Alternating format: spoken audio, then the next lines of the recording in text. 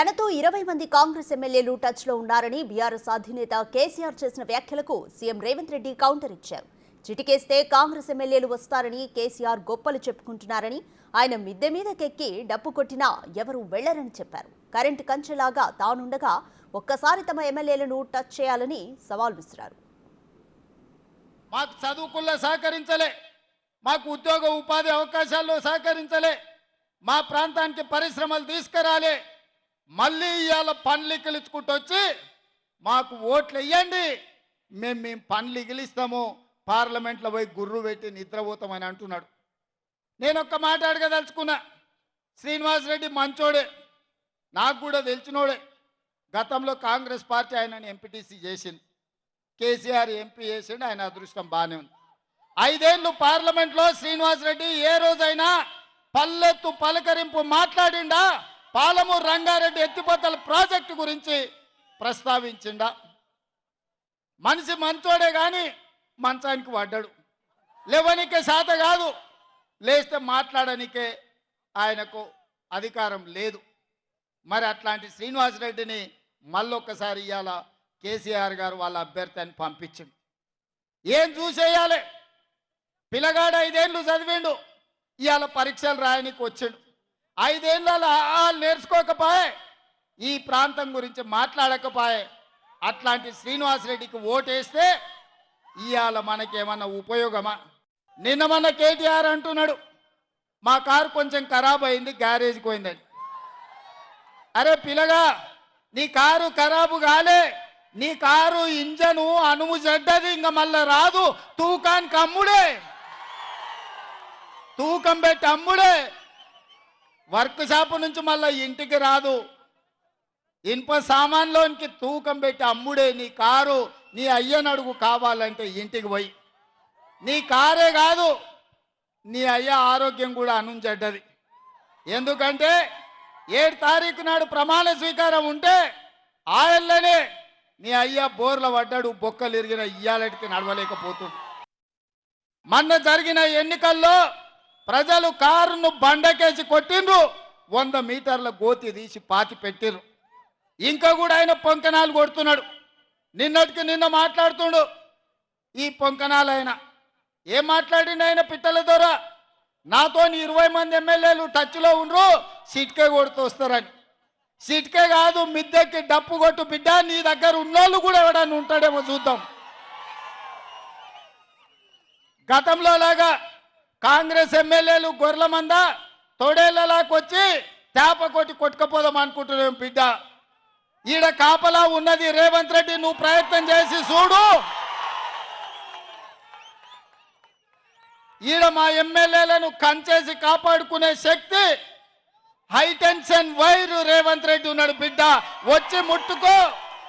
Current తీగ మీద కాకి కరెంటు కొడితే ఎట్లా కర్రెగా సస్తదో, నువ్వు కాంగ్రెస్ వైపు చూస్తే నీ సంగతి గట్లనే అవుతుంది. నువ్వు మాదిక్కు కాదు, నీ దొడ్ల సాయంత్రానికి ఎన్ని వచ్చినా ఒకసారి లెక్క పెట్టుకో బిడ్డ, నీ సంగతి చెప్తా. కానీ ఇన్ని పనులు ఈ పాలమూరు జిల్లా కోసం మేం చేస్తుంటే ఇవాళ ఈ పాలమూరులో కాంగ్రెస్ను ఓడగొట్టాలి అని చెప్పి గద్వాల గడీల నుంచి దొర్సాని బయలుదేరింది. నేను ఒక్క మాట అడగదలుచుకున్నా మిత్రులారా, నేను ఒక్క మాట చెప్పదలుచుకున్నా. గద్వాల గడీల దొరలకైనా, గజ్వేల్లో ఫామ్ హౌస్ దొరలకైనా, మీ ఫామ్ హౌస్ల ముందల, మీ గడీల ముందల బానిసలుగా మేము బతకదలుచుకోలేదు. మీ కాళ్ళ కింద చెప్పులమో, మీ నెత్తి మీద గొడుగో, లేకపోతే నీ చేతిలో సురకత్తాయి మా అన్నదమ్ములనే మేము పొడుచుకోదలుచుకోలేదు. మీరు అనుకుంటుండొచ్చు గతంలో లాగానే ఈ పాలమూరు బిడ్డలు మీ కాళ్ళ కింద చెప్పులుగానో, మీ నెత్తి మీద గొడుగలుగానో, మీ చేతిలో సురకత్తులుగానో మారి మమ్మల్ని మేము పొడుచుకొని చేస్తే మా శవాల మీద మీరు గద్దెనెక్కాలని కలలుగా అంటుండ్రేమో. మీ జాతకం, మీ రంగు, మీ నీతి, మీ జాతి మేము గుర్తించడం, మిమ్మల్ని పండబెట్టి తొక్కి పార్లమెంటు కాంగ్రెస్ పార్టీ అభ్యర్థిని పంపించే బాధ్యత మా కాంగ్రెస్ పార్టీ కార్యకర్తలు తీసుకుంటారు. రేపు అర్ణమ్మ గెలిస్తే గడీలో ఉన్న వాళ్ళ బంధువులకు మేలవుతుంది, పదవులు వచ్చిన ఆమె కుటుంబానికి మేలవుతుంది తప్ప పాలమూరుకి ఏం న్యాయం జరుగుతుందో మీరు ఒక్కసారి ఆలోచన చెయ్యండి. అందుకే ఇవాళ మిత్రులారా, వాళ్ళిద్దరు కలిసి ఒక ఆయన 10 ఏళ్ళు ముఖ్యమంత్రి ఉన్నాడు, ఇంకొక ఆయన 10 ఏళ్ళు ప్రధానమంత్రిగా ఉన్నాడు.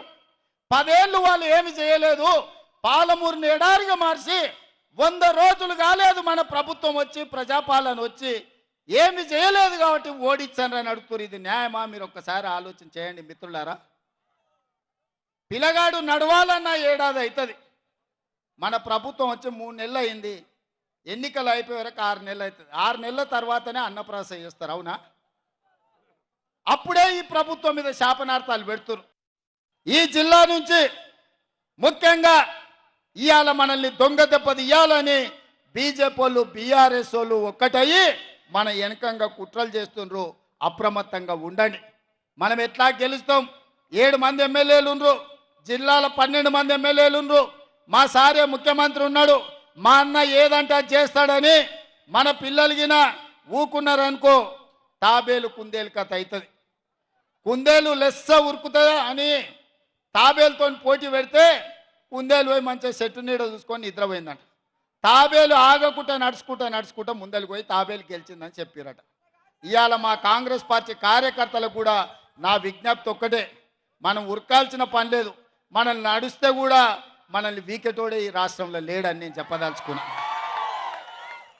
గల్లీలుండే కేడీ వచ్చినా, ఢిల్లీ నుంచి మోడీ వచ్చినా, ఈ గడ్డ మనది, ఈ అడ్డ మనది, అడ్డ మీద 3 రంగుల జెండా ఎగరేసి మొనగాళ్ళు మనోళ్ళు అని చెప్పి నేను స్పష్టంగా చెప్పదలుచుకున్నా.